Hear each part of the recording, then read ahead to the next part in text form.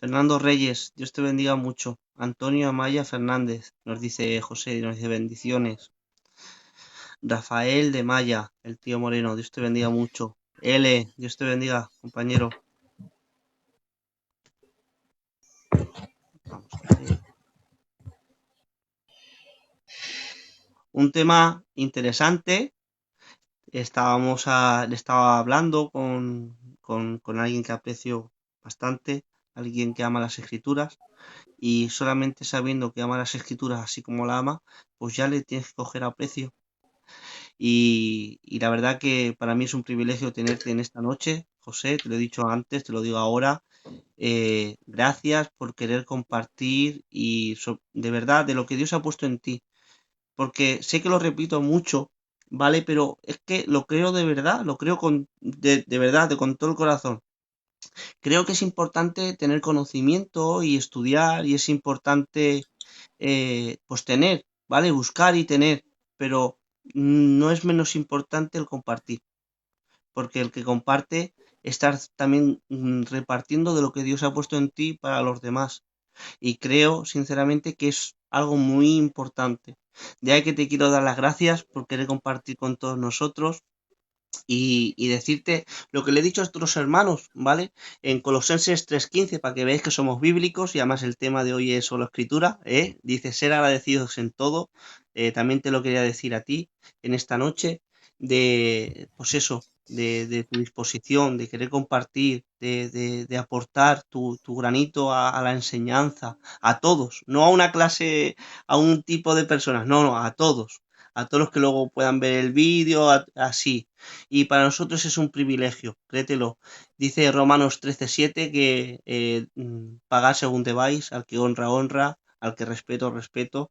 Y yo en esta tarde, pues lo que dice la Biblia, honra al que honra y respeto al que respeto. Así que muchas gracias por querer compartir y estar con nosotros. Y sobre todo aguantarme, que yo sé que a veces no es fácil, que soy, soy pesado. Bueno, buenas noches y te dejo. José, cuando quieras.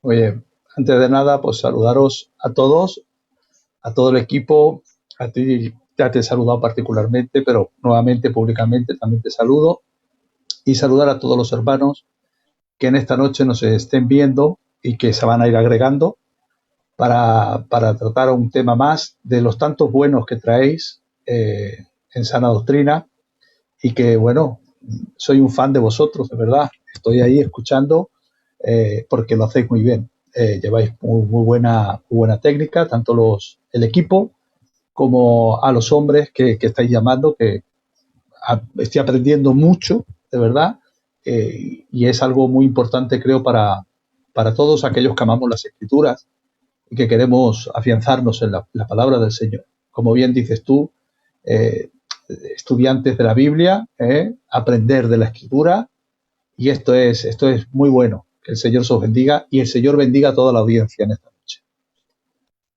Bueno, alguien como usted que diga que sigues aprendiendo, eh, pues ya, hermanos, no por nada, lo digo de verdad, nuestro hermano José el Argentino es un hombre preparado, diestro con las escrituras.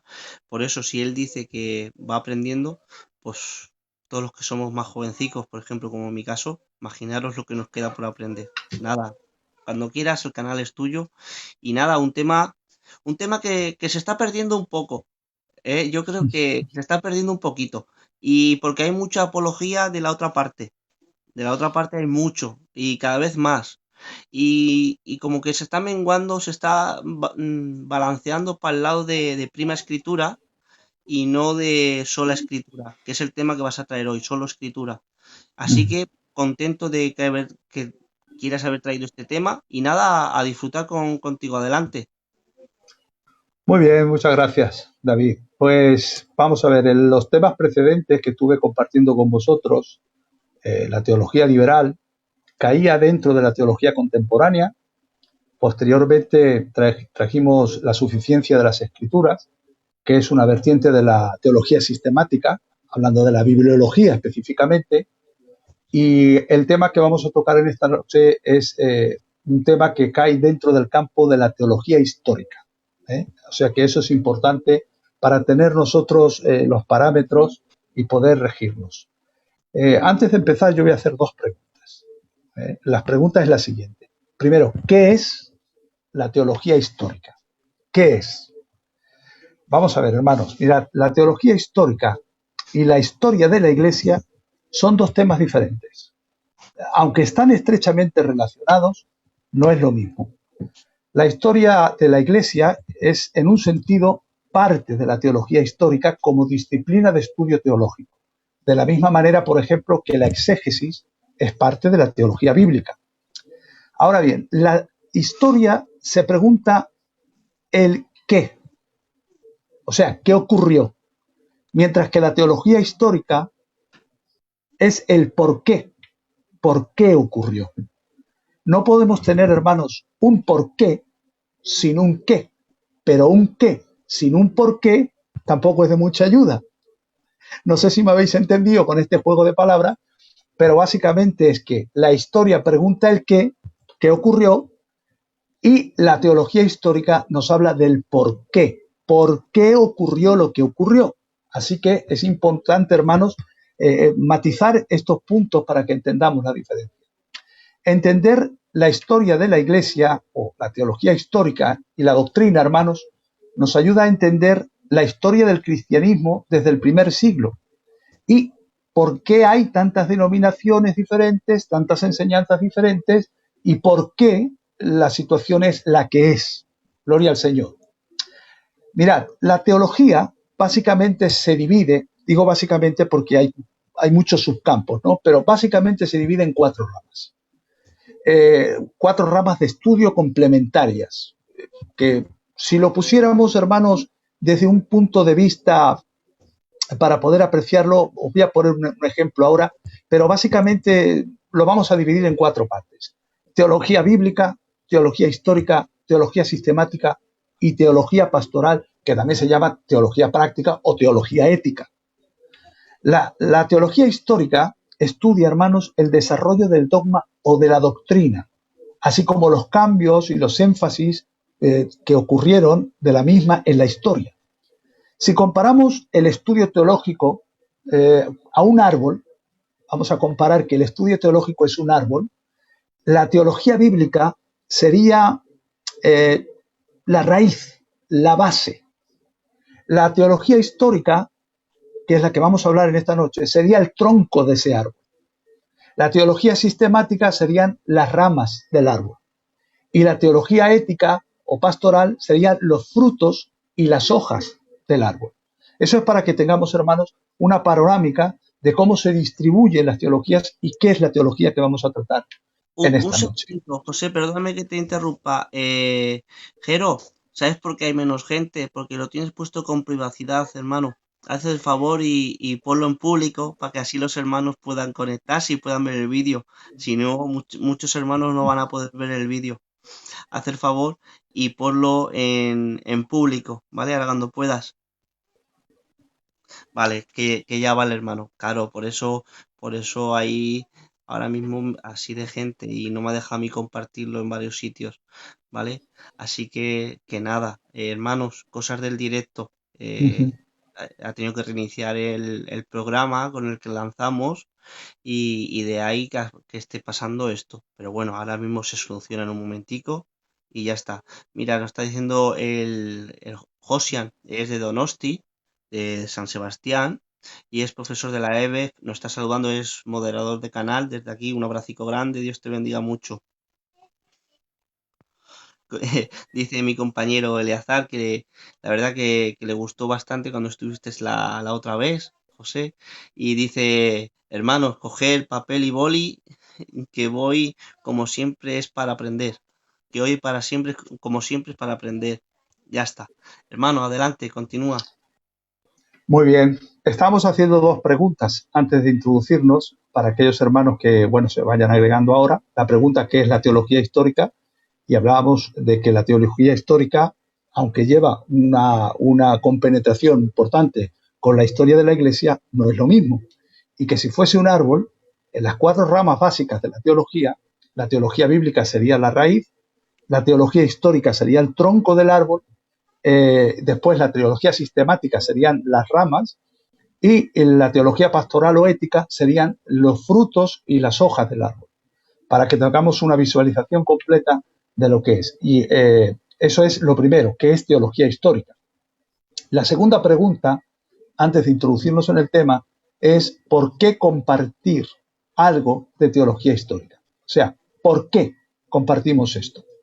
Hay dos buenas razones bíblicas. Primero, entre otras, dos buenas razones bíblicas, hermanos, que nos exhortan a estudiar la teología histórica. Mirad, bíblicamente, dice la palabra del Señor: oh Dios, nuestros oídos han oído y nuestros padres nos han contado las proezas que realizaste en sus días en aquellos tiempos pasados. Salmo 44:1. Y también dice en el Salmo 105:5, acordaos de las maravillas que Él ha hecho, de sus prodigios y de los juicios de su boca. O sea, en esos dos versículos se nos está invitando, se nos está, hermanos, recordando que recordemos, que no nos olvidemos de las maravillas que Dios ha hecho en el pasado, que es muy, pero que muy importante saber que estamos parados, hermanos, sobre los hombros de gigantes. Nosotros tenemos una visión ahora muy amplia porque los que nos han precedido han sido gigantes y sobre esos hombros estamos nosotros parados. Aunque a lo mejor seamos muy enanitos, pero la altura nos la han dado ellos, los anteriores. Eso es importante reconocer. Y reconocer la teología, hermanos, histórica. Así como nosotros recordamos a los padres de nuestra misión, que eso es importantísimo, recordar cómo se fundó Filadelfia, cómo fue Filadelfia, quiénes fueron aquellos que nos trajeron la palabra. También es importante ir un poquito más allá, ir un poquito más atrás para ver que de dónde procedemos, de dónde venimos. Así que, hermanos, no hay nada más saludable para la vida cristiana que estudiar historia de la Iglesia. Yo animo a los hermanos que vean lo que es la historia de la Iglesia. Volver a leer, hermanos, referente a los grandes movimientos que el Espíritu Santo, el Espíritu de Dios, ha hecho y observar lo que ha sucedido en la Iglesia en distintos momentos de su historia. Lo que vamos a hacer ahora, hermanos, es alejarnos un poco, pero en cierta parte ser parecidos. Vamos a hacer de profetas pero al revés. Hoy en día hay mucho ánimo de lo escatológico, ¿verdad? De lo profético. Y eso es bueno, No podemos decir que es malo. Es bueno, es buenísimo. Pero parece que nada más queremos mirar al futuro y no mirar al pasado, hermanos. Y el que olvida el pasado tiene un grave problema. Por eso, hermanos, estudiar la teología histórica no es otra cosa que estudiar el obrar de Dios, estudiar cómo Dios ha obrado. Esto también nos ayuda a recordar la constante batalla espiritual que ha habido entre Satanás y la verdad de la palabra de Dios, hermanos. Nos muestra la historia y las muchas maneras y las muchas formas en que Satanás usa para propagar la falsa doctrina en la iglesia, y esto tiene su base en lo que dijo Pablo cuando advirtió a los ancianos de Éfeso que vendrían lobos rapaces quienes enseñarían falsas doctrinas. No nos podemos olvidar de eso. Eso forma parte de la historia, pero es un legado presente para nosotros.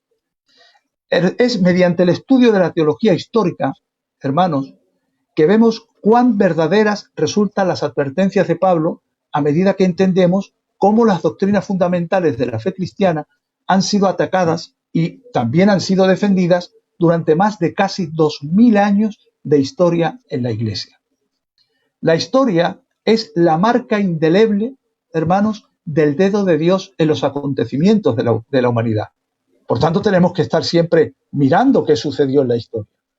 La historia de la Iglesia, hermanos, es la historia del obrar de Dios, como hemos dicho, a través de su pueblo.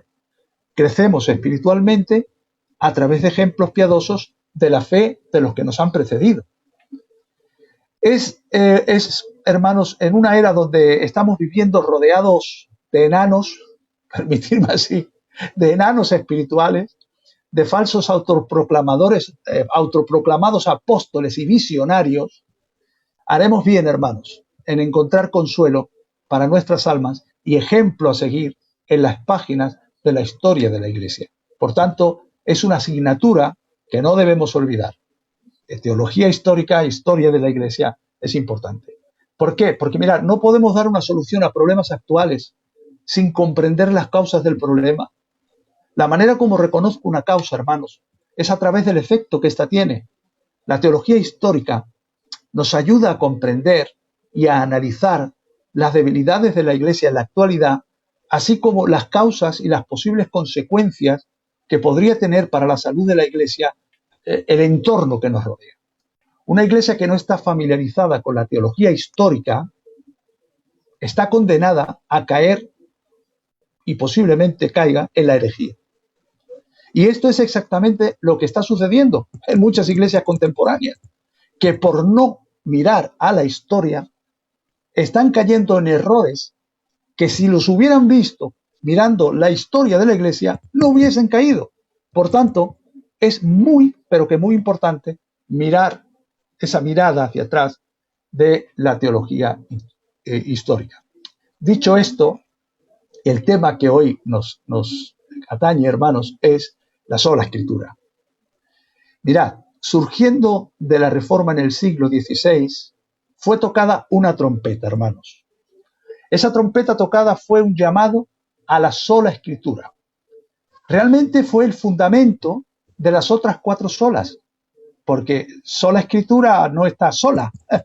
Hay 4 solas restantes que forman las 5 solas. Sola Escritura, sola fide, o sea, solo la fe, solo gratia, solo la gracia, solo Cristo, y soli Dei gloria, o sea, solo a Dios sea la gloria. Ahora, estas 5 solas, hermanos, las vamos a imaginar de esta forma.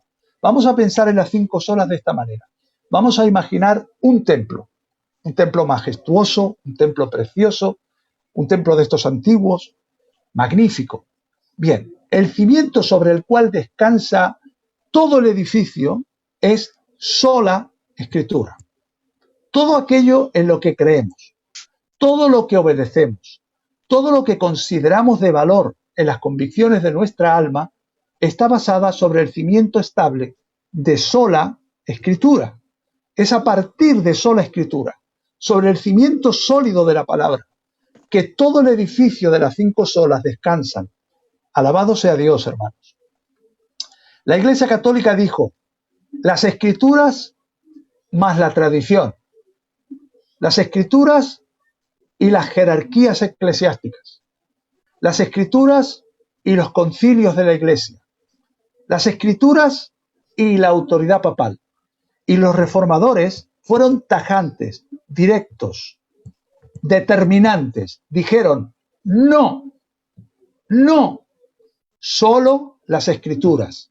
Porque si alguna otra cosa es añadida, hermanos, al cimiento de la Iglesia, se romperá el cimiento y no va a sostener la enseñanza y la predicación de Jesucristo, basado en la sola Escritura.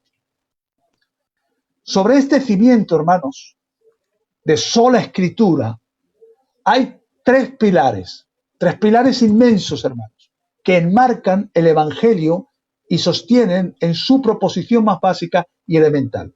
Sola gracia, primera columna, sola fe, segunda columna, solo Cristo, tercera columna. Así que vemos que sobre el cimiento de la palabra, la sola gracia, la sola fe y solo Cristo. O sea, la salvación es por gracia, únicamente, sola gracia, a través de la fe, únicamente, sola fide, en Cristo únicamente, solo Cristo. Y cuando todo esto está en su lugar, cuando el fundamento es la Escritura, las 3 columnas restantes, sola gracia, sola fide y solo Cristo, están puestas, está lo último, hermanos, que es el pináculo, el techo, a lo cual apuntala todo, y es solo Deo gloria. O sea, todo esto para la gloria de Dios únicamente. Esta, hermanos, esta definición que hemos hecho breve, es la Reforma entera. Es la Reforma en un telegrama. Es la Reforma en una cápsula. Ahí están todos los asuntos de nuestra fe evangélica, de lo que los reformadores pusieron como principios. Pero si miráis bien, todo esto descansa en sola escritura. Es en sola escritura, solamente en la escritura, donde descansa todo lo demás. Sola escritura, hermanos, que era uno de los lemas, como hemos dicho, con lo que la tradición de cultura evangélica enunció uno de los principios básicos, junto a los que hemos dicho, sola fe, sola gracia, solo Cristo y solo gloria a Dios, más conocidas por 5 solas de la Reforma Protestante. Ahora bien, sola escritura es la certeza de que en el encuentro con la palabra de Dios, cuyo testimonio se halla en la Biblia, se encuentra la totalidad de lo necesario para la salvación. En ella se nos presenta a Jesús, porque nunca podríamos saber de Jesús si no es por la Escritura. Por eso es el fundamento. Así que solo Cristo no tiene sentido si no hay sola Escritura, porque yo no conocería a Cristo si no conociese la Escritura. ¿Veis cómo el fundamento de la Escritura es el que sostiene el pilar de solo Cristo? Solo Cristo, ¿por qué? Porque es en la Escritura donde yo encuentro al Cristo de gloria, donde veo su vida, sus enseñanzas, sus obras, el Cristo crucificado e incluso el Cristo resucitado. Y cuando yo veo eso en la Escritura, puedo decir solo Cristo. Si no, no podría decirlo. Es la revelación que inspira incluso nuestra fe. Porque es en la Escritura donde se nos habla de la fe. Es en la Escritura donde nosotros inspiramos nuestra fe, cobramos la fe. O sea que es el pilar básico también de esta segunda columna, sola fe. Y también nos habla de la gracia divina. ¿Dónde descubrimos la gracia de Dios si no es en la Escritura? En la Escritura fue donde Martín Lutero y muchos tantos hombres de Dios han encontrado la gracia de Dios. Por eso, en esa palabra de sola Escritura encontramos también sola gracia. Ya tenemos las 3 columnas. Y que el que se atiene a la palabra, hermanos, sabe a quién glorificar. Solo a Dios la gloria. Porque si no conozco la Escritura, estoy adorando a un Dios desconocido y no le puedo rendir la gloria como se la merece si no es por medio de la revelación escrita. Así que ese último colofón que pone solo a Dios la gloria tiene su base también en la Escritura. Es que por medio de la palabra entendemos esto. Ahora bien, hermanos, sola Escritura es a la vez una afirmación y es un reclamo. Es la afirmación que permite un retorno a las fuentes, a la fe prístina del Evangelio.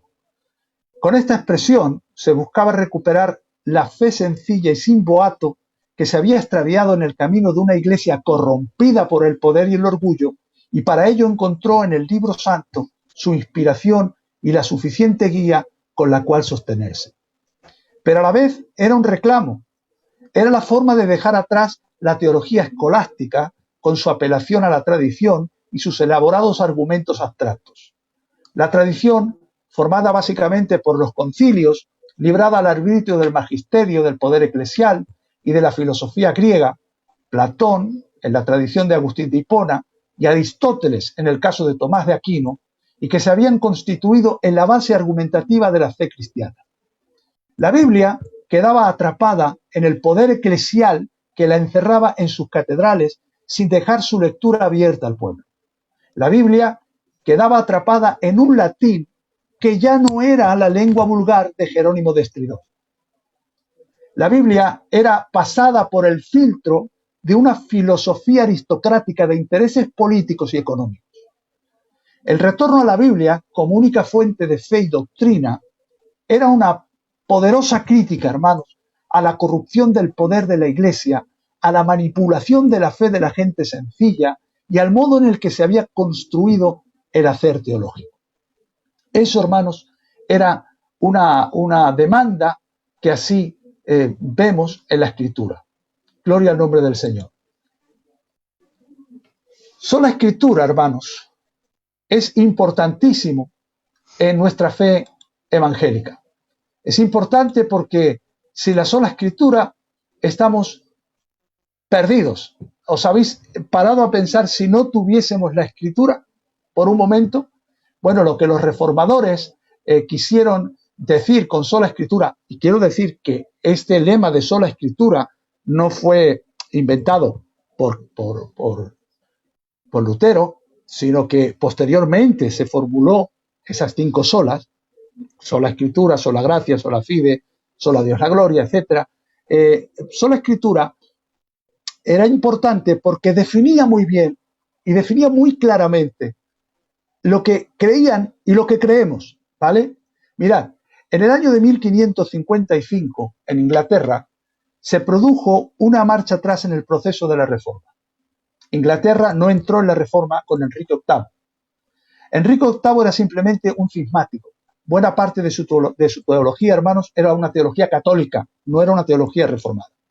Cuando se produce la muerte de Enrique VIII, en realidad comenzó la Reforma con su hijo Eduardo, que era un niño, pero que tenía educadores que sí tenían un corazón evangélico y sí tenían un amor por la palabra y sí deseaban reformar la Iglesia de Inglaterra. El problema es que el niño Eduardo vivió poco, era un niño de salud enfermiza y murió. Y subió al trono su hermana María, que era una católica convencida de llevar de nuevo a las ovejas de Inglaterra a la obediencia de la Iglesia católica. María pasaría a la historia como María la Sanguinaria.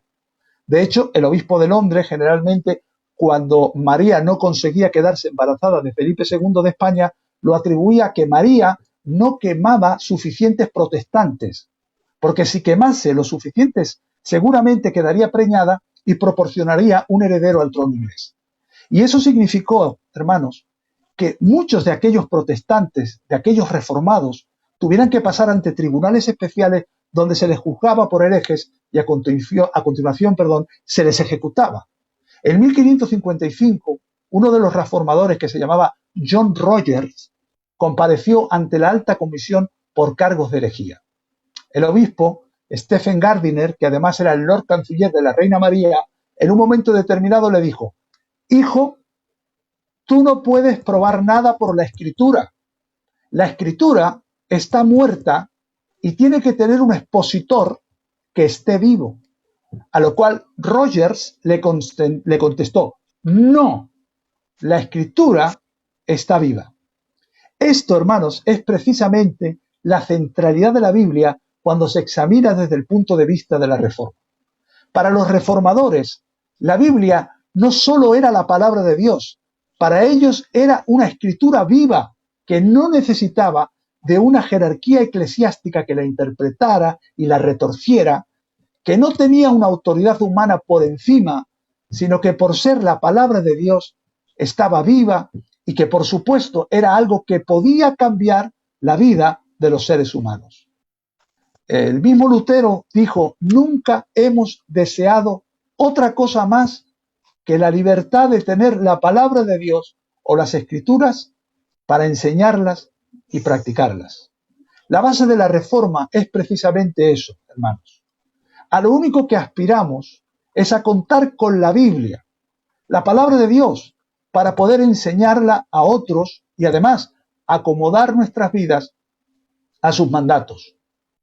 A todos los hombres, dijo John Ball, no solo se les permite, sino que se les exhorta y se les ordena que lean, que escuchen y que comprendan las Escrituras.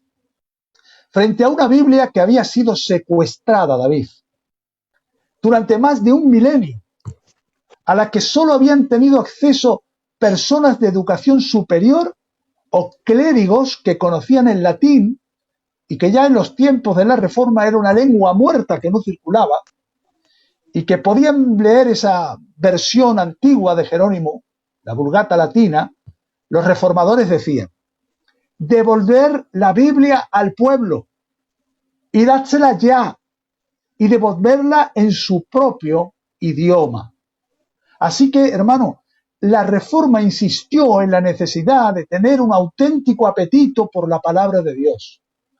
La palabra de Dios no era algo que se podía compendiar en un librito de promesas bíblicas o algo que de vez en cuando se leía en un momento determinado. No, la Biblia era algo a lo que se tenía que acercar conforme a Josué 1:8, hermanos. Nunca se apartará de tu boca este libro de la ley, sino que de día y de noche meditarás en él, para que guardes y hagas conforme a todo lo que en él está escrito, porque entonces harás prosperar tu camino y todo te saldrá bien. John Cotton, hablando a su congregación, les decía: alimentaos de la palabra de Dios. Y esto está en perfecta consonancia con las palabras de Jesús cuando dijo: no solo de pan vivirá el hombre, sino de toda palabra que sale de la boca de Dios. Richard Baxter, hermanos, otro reformador, uno de los grandes teólogos puritanos, hablaba y decía que aquellos que creen en la palabra tienen que amarla, reverenciarla, leerla, estudiarla, obedecerla y apegarse a la Escritura. La relación entre la Iglesia y la Biblia, donde se encuentra la verdad revelada por Dios, ha de ser íntima y estrecha. Sola Escritura. Tiene que ser, hermanos, un abrazo que nos une la Iglesia con la Escritura. ¿Y cuál es esta relación? Al dar respuesta a esta relevante pregunta, percatémonos de que aquí se establece la principal línea divisoria entre la Reforma y la Iglesia de Roma. Mientras la Reforma devolvió la Biblia a su verdadero lugar en la Iglesia, al proclamar que la Iglesia, toda la Iglesia, todas las iglesias, han de someterse a la palabra como único tribunal inapenable en materia de fe y conducta, la Iglesia de Roma mantuvo su doctrina de un jerarca humano investido de un carisma institucional de infalibilidad que fue posteriormente definido como dogma, no como superior a la Biblia, faltaba más, pero sí como un único intérprete inapelable de la Biblia. Así se constituyó a la Iglesia en garantía del Evangelio, y esto era un error. En vez de constituir al Evangelio en garantía de la Iglesia, según el orden que dicta la razón e incluso la misma Biblia. En la Biblia encuentra la Iglesia todo lo que está obligado a creer, predicar y practicar en relación con Dios. La Iglesia no puede ni añadir, ni quitar, ni alterar la menor partícula de dicho mensaje. Ahora bien, hermanos, la implicación de sola Escritura trajo unos beneficios posiblemente insospechados. Nadie iba a pensar la revolución que vendría posteriormente.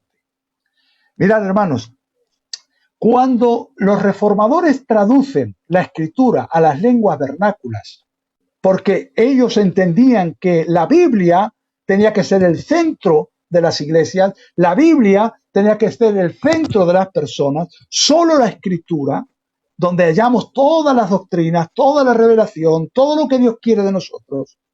Eso no tuvo solamente una repercusión teológico-espiritual, sino que tuvo una repercusión cultural, económico y social.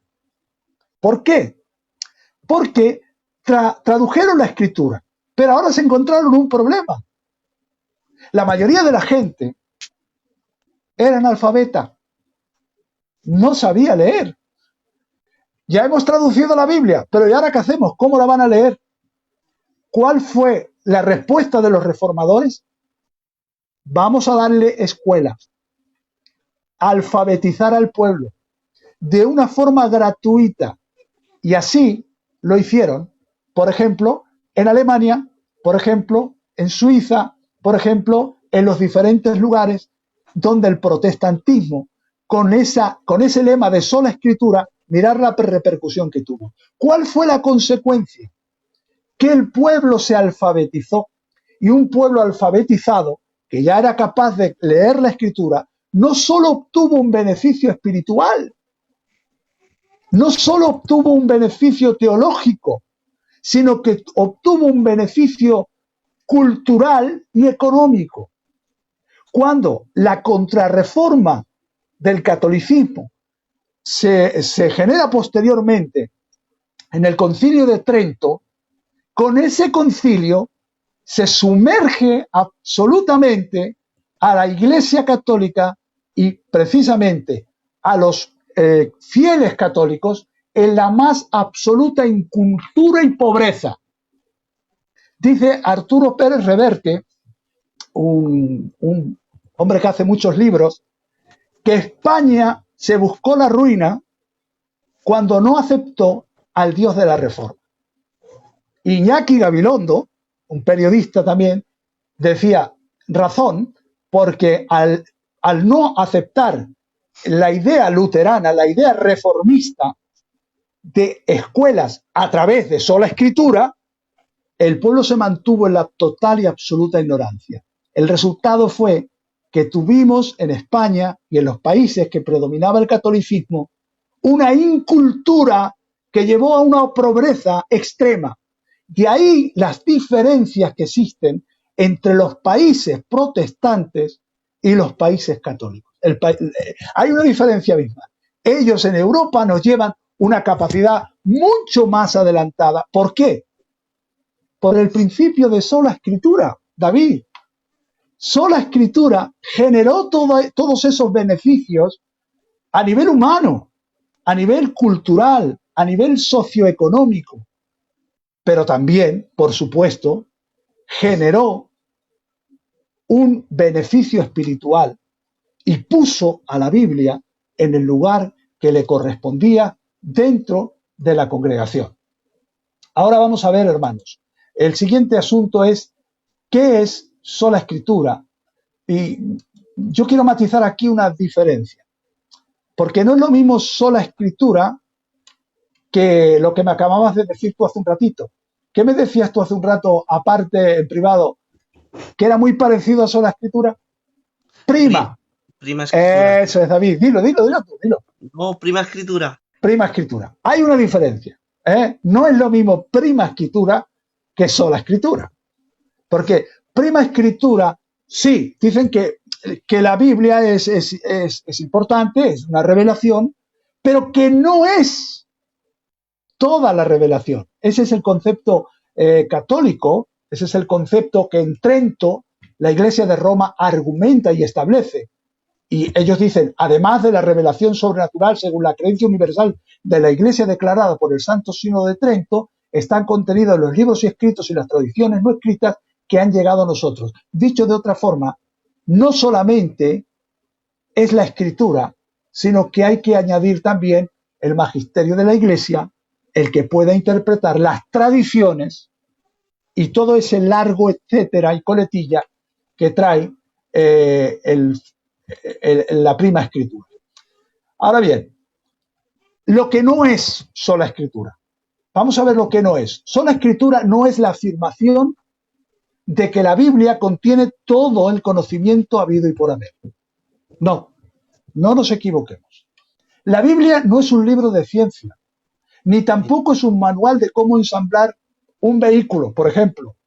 No, de eso, de clases de mecánica, la Biblia no nos va a decir nada, hermanos. Tampoco es una enciclopedia de toda la sabiduría y del conocimiento humano. No.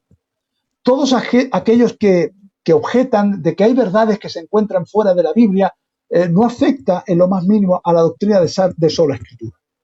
O sea, la Biblia no es solamente el libro gordo de Petete, vamos a decirlo así, para que podamos entenderlo. Sola escritura no es la afirmación de que la Biblia es un catálogo exhaustivo de todo conocimiento religioso. La misma Biblia afirma que ella no es un libro exhaustivo en detalles. Es cierto que dice, hizo además Jesús muchas otras señales en presencia de sus discípulos, las cuales no están escritas en este libro, conforme a Juan 20:30. Y hay también otras muchas cosas que hizo Jesús, las cuales si se escribieran una por una, pienso que ni aún en el mundo cabrían los libros que se habrían de escribir. Sin embargo, aunque la Biblia no contiene todos los detalles de manera exhaustiva, no significa que no sea suficiente como la fuente de verdad. ¿Acaso necesitamos saber, por ejemplo, de qué color eran los ojos y el cabello de Mateo?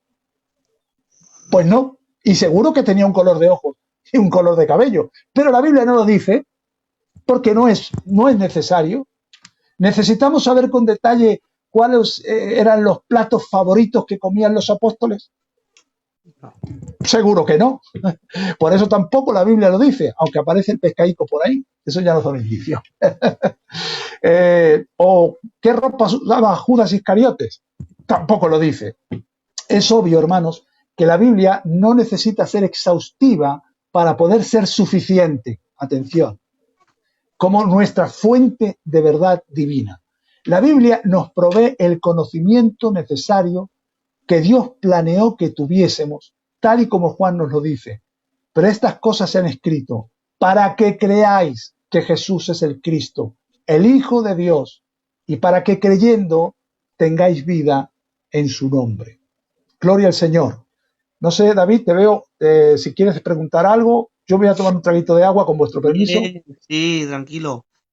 Tómate bastante rápido y de eso ha sido, gloria al Señor. Muy bien todo lo que estás compartiendo, al revés, disfrutando. Nada, que estaba intentando compartirlo en unos grupos y no sé por qué a mí no me está dejando. Pero bueno, luego lo intentaremos y seguiremos, ¿vale? Que si me ves así que tal es por eso que estoy Ya intentando. sé, estás haciendo tu trabajo, normal. Estoy intentándolo, pero no se puede. Hoy ha habido algún problemica más. Pero Muy bueno, bien. precioso el tema, la verdad. Siga, siga. Venga, pues continuamos. Sola Escritura no niega lo que la Biblia enseña acerca de la autoridad de la Iglesia para enseñar la verdad divina. Porque, mirad, hay algunos que también buscan el extremo, ¿eh? Yo solo la Biblia y nada de iglesia, ni nada de pastor, ni nada. No, no, atención. Porque si tú crees realmente en la misma Biblia te dice que hay que estar bajo autoridad, que hay que reconocer a los hermanos que nos presiden, que como bien has dicho tú hace un rato, al que gloria, gloria, al que honra, honra, siempre dentro de los parámetros de la Escritura. Ahora, lo que la Escritura nos está diciendo, y sola Escritura nos quiere decir, es que no hay una jerarquía que esté por encima de la Escritura. Eso sí es lo que nos quiere decir. Así, hermanos, la palabra de Dios nos dice, para que si tardo sepas cómo debes conducirte en la casa de Dios, que es la iglesia del Dios viviente, columna y baluarte de la verdad. La descripción de la iglesia como columna y baluarte de la verdad es correcta. Sin embargo, existe una gran diferencia entre reconocer y confesar que la Iglesia es columna y baluarte de la verdad y creer que la Iglesia es el árbitro final de la verdad misma. Eso no es así. La Iglesia, como el cuerpo de Cristo, presenta y sostiene la verdad, pero ella misma permanece sujeta a la verdad. O sea, la Biblia no está, o sea, la Iglesia no está por encima de la Biblia. Ni los pastores están por encima de la Biblia, ni los responsables están por encima de la Biblia, ni el presidente, ni el consejo de dirección, ni el Papa de Roma está por encima de la Biblia. La Biblia está por encima de todos y de todo. La Biblia es la norma. La Biblia es la que nos dirige a todos y a cada uno. Amén. Sola Escritura no niega que la palabra de Dios en ocasiones ha sido hablada de manera verbal. La doctrina de sola Escritura no niega el hecho de que en tiempos anteriores al cierre del canon bíblico, la palabra de Dios fue hablada a través de los profetas, de los apóstoles y también como palabra escrita.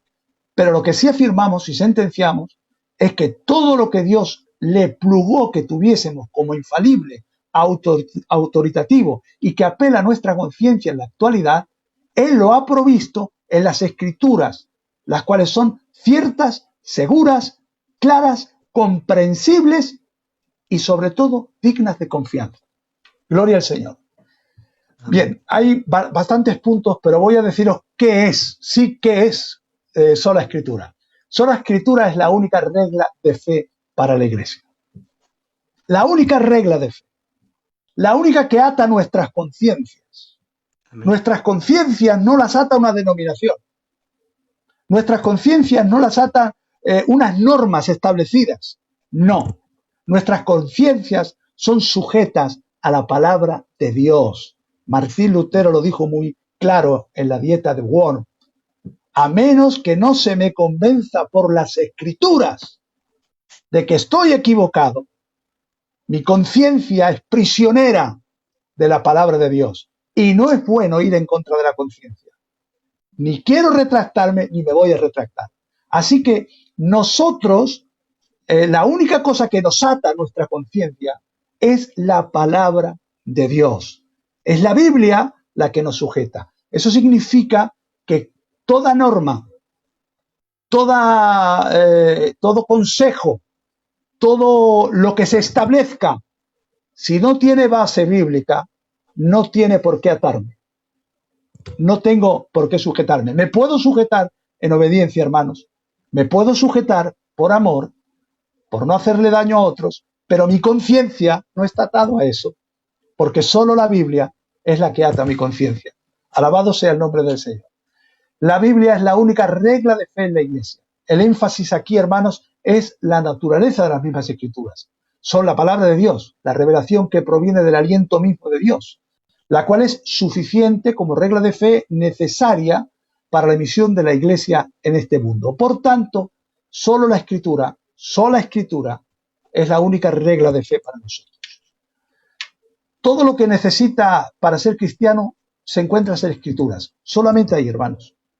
Todo lo que tú, David, y yo necesito está en las Escrituras. Os decía en la anterior, la suficiencia de las Escrituras, ¿os acordáis? Que ¿qué debo hacer aparte de lo que la Biblia me dice para obedecer a Dios? ¿Qué debo hacer? Nada, absolutamente nada. No hay nada. Si tú te sujetas a lo que la Biblia dice, tú serás un varón perfecto, perfectamente preparado, maduro, para hacer toda buena obra. Por tanto, no podemos ir más allá de lo que la Biblia nos indica. Si nosotros nos sujetamos a la Escritura, seguro que tenemos todo aquello que Dios pide y demanda de nuestra vida. No existe ninguna otra regla de fe infalible fuera de las Escrituras. Las Escrituras nos revelan lo que necesitamos saber para la salvación. Todo lo que necesitamos saber, creer, observar para la salvación se encuentra solamente en las Escrituras. Y que no solo los educados, los cultos, hace un rato hablábamos de esa gente que sabe mucho, los que pueden comprender, porque solo es para es casi un gnosticismo, para los iniciados, para esos que tienen un... No. La Escritura es para todos. Amén. Para todos. Una de las cosas, de las pegas que puso la Iglesia Católica era que al soltar la Biblia al pueblo y que el pueblo pudiese entenderla, se corría el riesgo de que se malinterpretara porque no estaba sujeto al magisterio de la Iglesia. Vale, hermanos, es real que es verdad que eso es un riesgo, pero es un riesgo que yo corro gozoso, porque las personas pueden leer libremente la Escritura y pueden interpretar. No hace falta ser un gran teólogo. Tenemos la asistencia del Espíritu Santo y podemos interpretar la Escritura como creyentes. Ahora, interpretarlas correctamente, porque no se te da autoridad para malinterpretar la Escritura. Eso nosotros no lo aprobamos, pero sí creemos que Dios puede hablar libremente a nuestros corazones, particularmente cuando yo abro mi Biblia y la leo. Eso lo intentó evitar la Iglesia romana y ellos eran los únicos que tenían la llave y secuestrar la Biblia de esta forma. Bueno, nosotros, hermanos, no creemos eso. Toda tradición debe someterse a una autoridad superior y esa autoridad superior es la Biblia, Amén. La Escritura. Toda autoridad, como hemos dicho anteriormente, no me importa el nombre, no me importa la historia que tenga detrás, no me importa las iglesias que haya pastoreado. Toda autoridad debe de sujetarse a la Escritura, a la Biblia. Si se sujetan a la Biblia, si nos sujetamos a la Escritura, hermanos, entonces estamos haciendo lo correcto, porque es la Biblia la que marca las pautas para nosotros. Bien, voy a terminar rápidamente, hermanos, para entrar en esta recta final. Y al decir esto que voy a decir, porque teniendo este legado, viendo lo que es la sola Escritura para nuestras vidas, que debe ser la única norma, la única regla de fe, las repercusiones que eso ha tenido, quiero deciros que lo que os he dicho de la cultura en Europa, no solamente ha sucedido en Europa. Nosotros como pueblo gitanicos que somos, ¿verdad? La Biblia nos ha culturizado. La Biblia nos ha enseñado. Muchas personas han aprendido a leer porque la Biblia, el Evangelio, ha venido a la vida y es por la Biblia, han aprendido a leer en nuestro pueblo. Permitirme esta expresión, nos metemos todos y que se salve el que pueda, pero prácticamente nos ha civilizado humanamente. O sea, la repercusión que tiene la Escritura, la sola Escritura. Ahora, viendo todo este legado, hermanos, viendo cuánta sangre ha costado esto de sola Escritura, viendo estos pilares fundamentales, que si sacamos la sola Escritura, se viene todo el edificio abajo. Voy a decir algo y espero que no me apedreen por esto. Mirad, hermanos, esto, sin lugar a duda, nos conlleva la responsabilidad de la mayordomía de la palabra, de cómo debemos transmitir la palabra. En muchas iglesias hay que poner la Biblia en medio del culto, porque en muchos lugares está creciendo todos los otros elementos, como la alabanza, los cánticos, las obras de teatro y demás, y cada vez se da menos lugar a la exposición de la lectura, el estudio de la Biblia en la comunidad cristiana. Debemos de poner la Biblia en el centro de nuestras iglesias, porque eso es sola Escritura. Eso es sola Escritura. Poner la Escritura en el centro. Es lamentable, David, ver cómo muchos púlpitos se han convertido en escenarios donde cabe todo y hay tiempo para todo, pero mucho menos tiempo para la exposición de la palabra, sola Escritura, que es para lo que en realidad el púlpito fue diseñado y cobra sentido. ¿Sabes, David, que el púlpito ocupa un lugar central en nuestras iglesias? Y no obedece a un mero capricho visual o decorativo.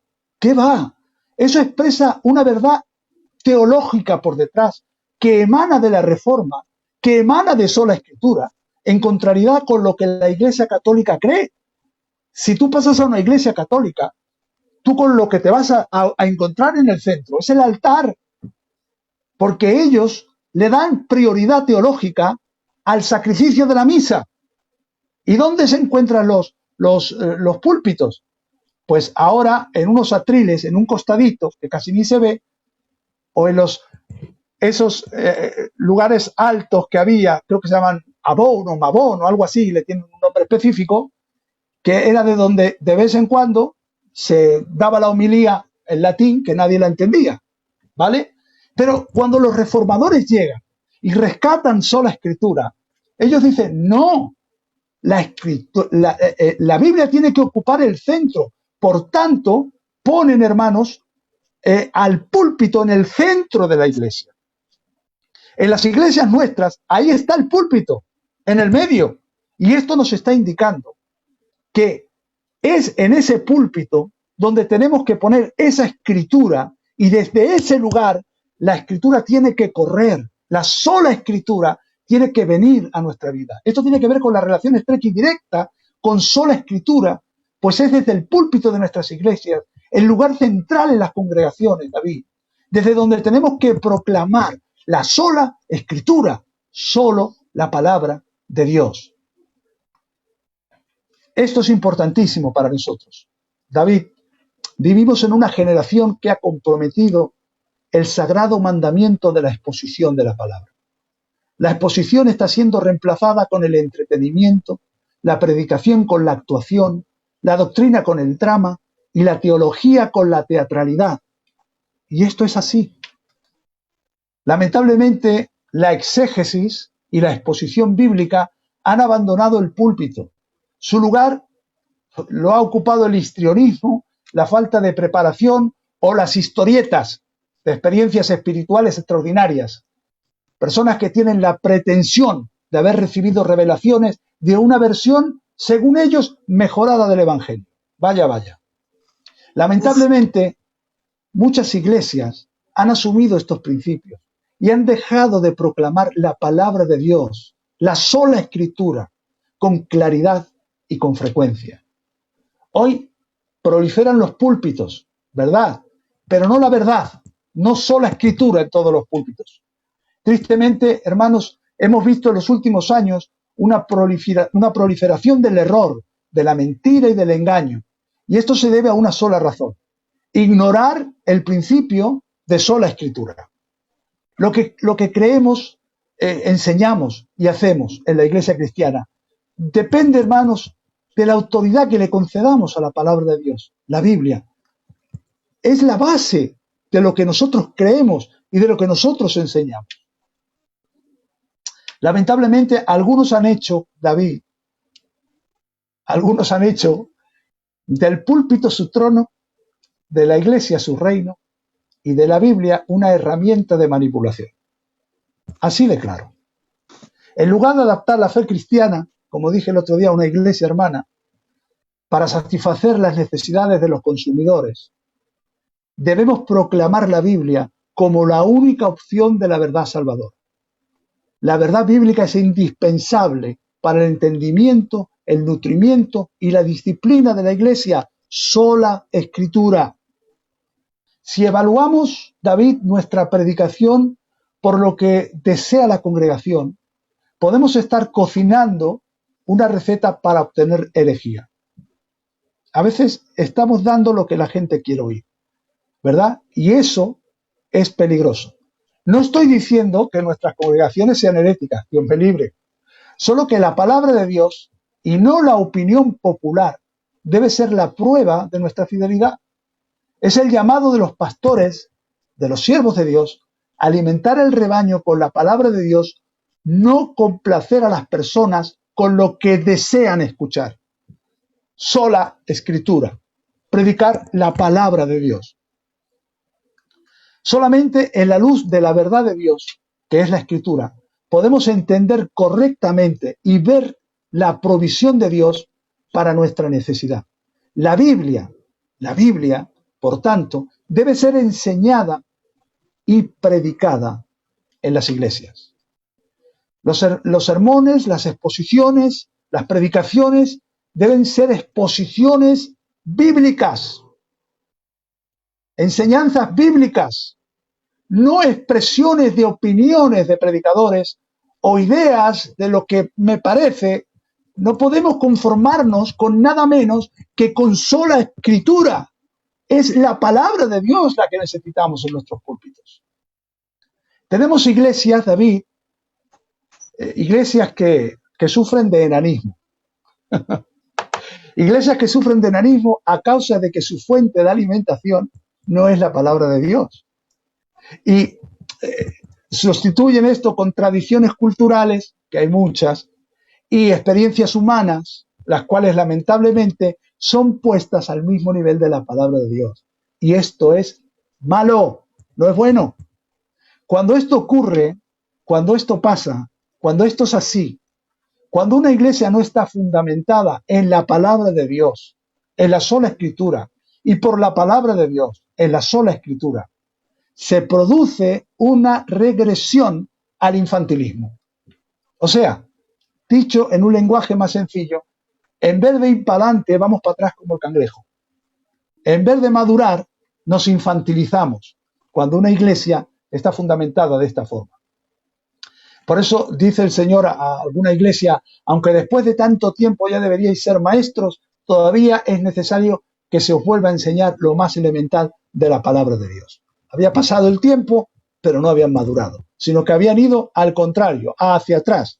Y eso sucede cuando en una iglesia no se predica sola escritura, la sola palabra de Dios. La iglesia no puede simplemente ser un centro de atención al cliente que ofrece una religión a medida y un catálogo de espiritualidad para acomodar las conciencias fuera de la palabra de Dios. No, señor. Sola escritura, una vez más. Debemos de ceñirnos a las escrituras, porque es la única autoridad en la iglesia. La única. En la iglesia no hay más autoridad que la palabra de Dios. Y lo que voy a decir ahora quiero que mis consiervos lo entiendan. Los siervos de Dios no somos la autoridad de la iglesia. Uy, hermano, ¿qué dices? ¿Sí? ¿Me vas a entender? Los siervos de Dios no somos la autoridad. Nosotros ejercemos autoridad que es distinto. Pero la autoridad es la palabra de Dios. Nosotros ejercemos autoridad como un juez ejerce la ley, pero el juez no es la ley. ¿Lo entendemos? Así que nosotros no somos la autoridad. La autoridad es la palabra de Dios. Ella es la única autoridad en la iglesia. Una vez más, sola escritura. Sin lugar a dudas, todos los problemas de la iglesia de hoy, David, se deben a una desviación de la autoridad de la Biblia, de la palabra de Dios. Cuando la palabra de Dios no es la única autoridad en materia de fe y práctica, los creyentes terminan muchas veces con un Cristo menos importante, como los testigos de Jehová, que no creen en Cristo como Dios, o terminan sumándole a Cristo otros intermediarios, como practica la Iglesia Católica. La sola escritura nos lleva de regreso a lo que Dios nos ha revelado en su palabra. Necesitamos, David, hermanos que nos escucháis en esta noche, una nueva reforma. Necesitamos una nueva reforma. ¿Sabéis ese lema? Yo sé que tú eres un buen estudiante y hay unas palabritas en latín que dice Ecclesia reformata semper reformanda. ¿Sabe lo que significa? La iglesia reformada siempre está en un proceso de reforma. Es decir, la iglesia reformada siempre se tiene que estar reformando. Porque eso es verdad.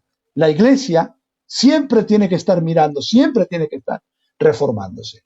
Pero hay algo que nos olvidamos y que eso no lo citamos, porque la frase no está completa en iglesia reformada siempre reformándose. Hay algo más importante que es lo que sustenta toda esa idea y que muchas veces lo pasamos por alto. Y es esa frase que termina en latín, es secundum verbum Dei. ¿Qué significa esto? Significa que según la palabra de Dios, la iglesia reformada siempre se está reformando conforme a la palabra de Dios. Es la palabra de Dios la que siempre nos está reformando. O sea que aunque parezca que estamos siempre completos, hay cosas que tenemos que ir mejorando, como en base a la palabra de Dios. Así que podríamos decir, Ecclesia reformata, sempre reformandum, es secundum verbum Dei, según la palabra de Dios. Eso es lo que da sentido a esa frase tan famosa de la iglesia reformada, siempre tiene que estar reformándose. Sí, pero conforme a la palabra de Dios. Porque si no lo hacemos así, de acuerdo a la palabra de Dios, en conformidad a la palabra de Dios, en vez de ser una reforma, sería una deformación, no una reformación. Cuando intentamos reformar algo sin la base de la escritura, en vez de reformar, lo que hacemos es deformar. Porque todo lo que el hombre mete fuera de la palabra, fuera de la sola escritura, lo deforma. Pero cuando la escritura es la base, cuando la escritura es la que nos gobierna, cuando la escritura es la que nos lleva, entonces sí estamos reformando la iglesia conforme a los parámetros bíblicos. Y por eso es necesario, hermanos, tener la escritura para que la iglesia vaya progresando y para que examinemos todo lo que hacemos a la luz de las escrituras. Y para que rechacemos cualquier voz, cualquier idea o cualquier propuesta eclesiástica que no cuadre con la palabra de Dios. Sola escritura, una vez más. La fortaleza de una iglesia depende de las verdades que la sustentan. Y de ahí que toda iglesia bíblica necesite no solo abrazar este principio de sola escritura, sino también proclamarlo de una manera que garantice que esto sea pasado de generación en generación. Sola escritura. Por tanto, afirmamos que las santas escrituras deben de ser recibidas como la absoluta palabra de Dios. Negamos que las escrituras reciban su autoridad de la iglesia, de la tradición o de cualquier otra jerarquía, se llame como se llame, o de cualquier otra fuente humana. Afirmamos que las Escrituras son la suprema norma escrita por la cual Dios enlaza la conciencia y que la autoridad de la Iglesia está bajo la autoridad de las Escrituras. Afirmamos que la palabra escrita es en su totalidad la revelación dada por Dios, el consejo completo de Dios tocante a todas las cosas necesarias para su gloria y para la salvación, fe y vida del hombre, están expresamente expuestas en las Escrituras, o se puede deducir de ellas por buena y necesaria consecuencia. Y a esta revelación de su voluntad nada ha de añadirse ni por nuevas relaciones del Espíritu, que el Espíritu me ha revelado, que el Espíritu, ni por nuevas relaciones del Espíritu, ni por tradiciones de hombres, ya sea culturales o de cualquier otro nombre o índole. La obra del Espíritu Santo en la experiencia personal no puede desligarse de la Escritura nunca. Nunca. El Espíritu nos habla en maneras que son, no nos habla, hermanos, perdón, de una manera que es diferente a como nos habla la Escritura. Algunos quieren poner a la Biblia en contra del mover del Espíritu. Eso es una equivocación, es meter en un brete a una misma persona. Porque el mismo Espíritu que fue el que hizo la Escritura es el Espíritu que habita en ti y en mí. Y ese Espíritu no se puede pelear en un brete, que es más el Espíritu o la Escritura, pero sí es lo mismo, tenemos que llegar a entenderlo. Pero nunca, nunca el Espíritu va a actuar independientemente de la Escritura. Así que la Escritura tenemos que entenderla como la norma de fe para el cristiano. Fuera de la Escritura, nunca hubiéramos sabido de la gracia de Dios en Cristo. La palabra bíblica y no la experiencia espiritual, hermanos, es la prueba de la verdad. Nuestras experiencias son buenas, pero mirad, los sentimientos que residen en el alma son muy fluctuantes. Hoy puedo estar arriba y mañana estoy abajo. Entonces, los parámetros emocionales de mi alma no son una guía infalible, pero la palabra de Dios sí es infalible, porque la palabra de Dios no cambia. La palabra de Dios, la sola Escritura, en el día malo de mi vida, ella va a permanecer ahí, inmutable, pero en el día bueno de mi alegría, ella va a permanecer inmutable.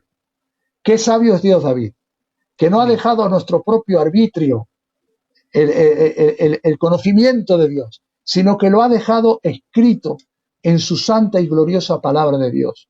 Y esa sola palabra, esa sola Escritura, es la que tenemos que tener en nuestras iglesias, en nuestras vidas. Gloria al Señor. El principio de sola Escritura proclama que la Biblia es la autoridad final o la corte de última apelación en todo lo que se afirma y en todo lo que se implica. El principio de sola Escritura protege la verdad de Dios y la gloria de Dios.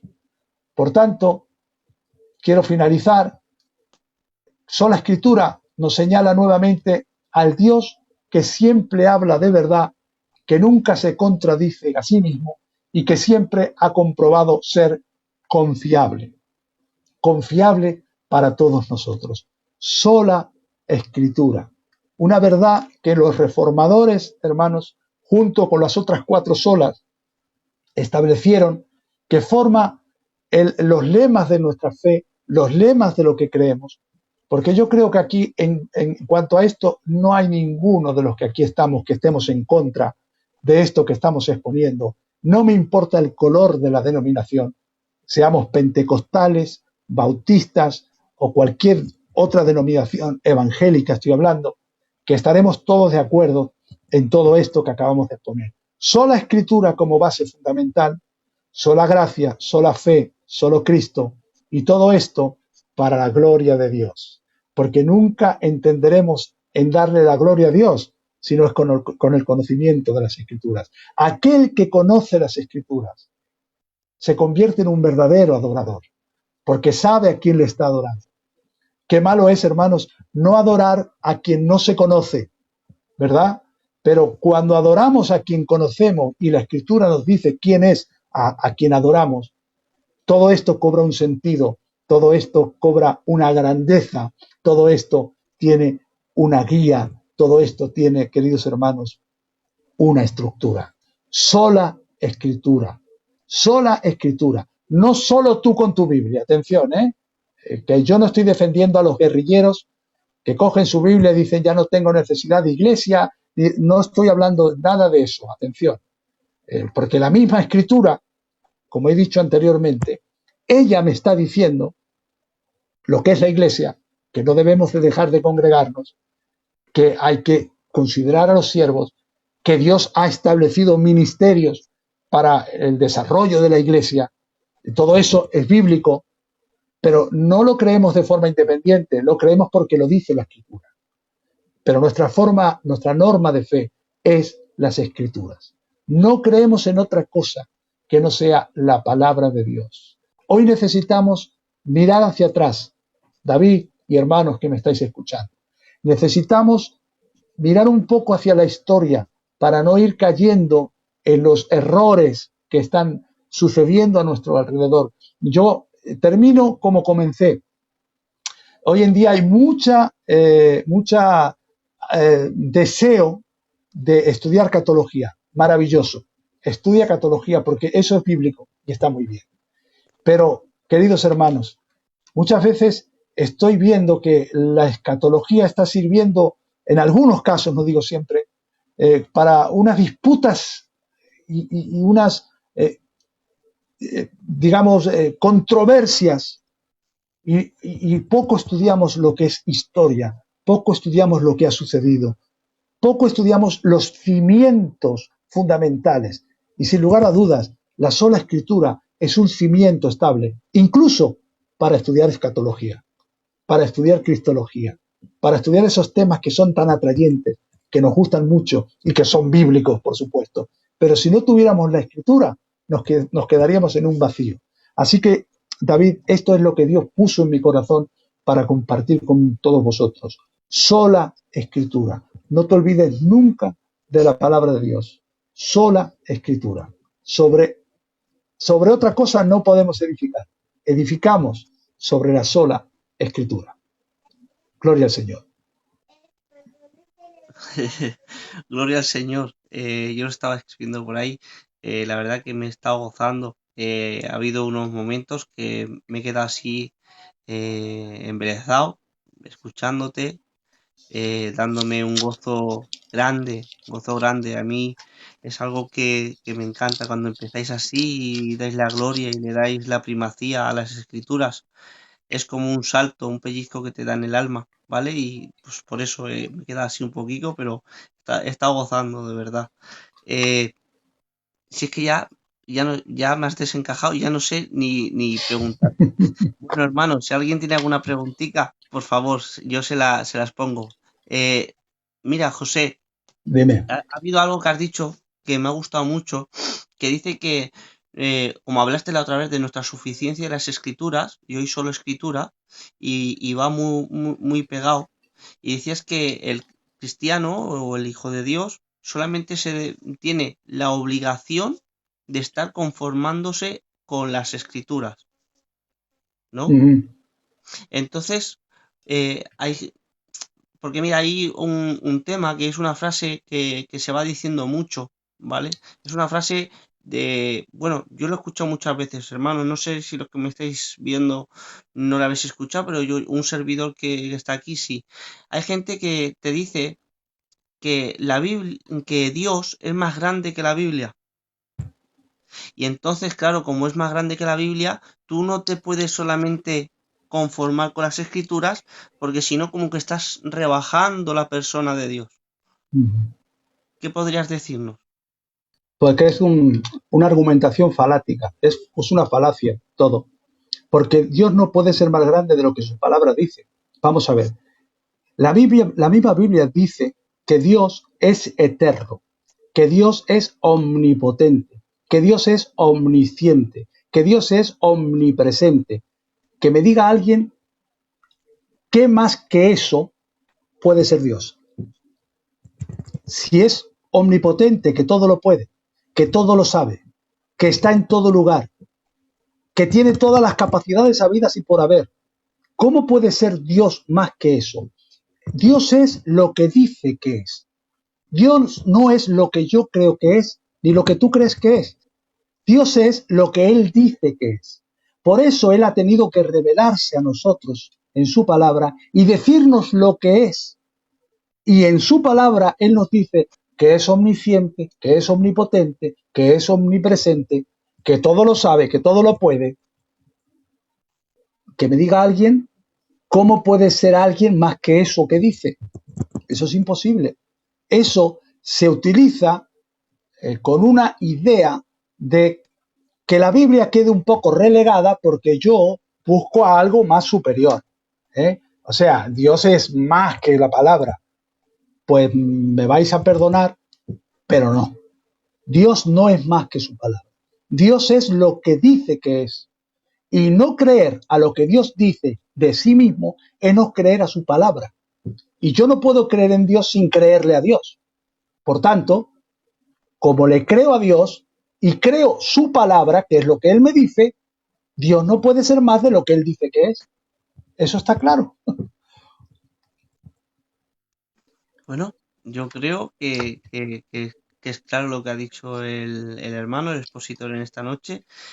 Os lo vuelvo a decir, si alguno tiene alguna preguntita del tema, por favor, ponerla y se la traslado al hermano. El Cacho dice que no ha podido, que no ha podido asistir en directo, pero la exposición de nuestro hermano maestro, amigo mío, pero la disfrutaré en diferido. Dios te bendiga mucho, tío Cacho. Un abrazo, Cacho, compañero. El Ángel Manzano, un abracico grande. Dios te Un bendiga. abrazo, compañero.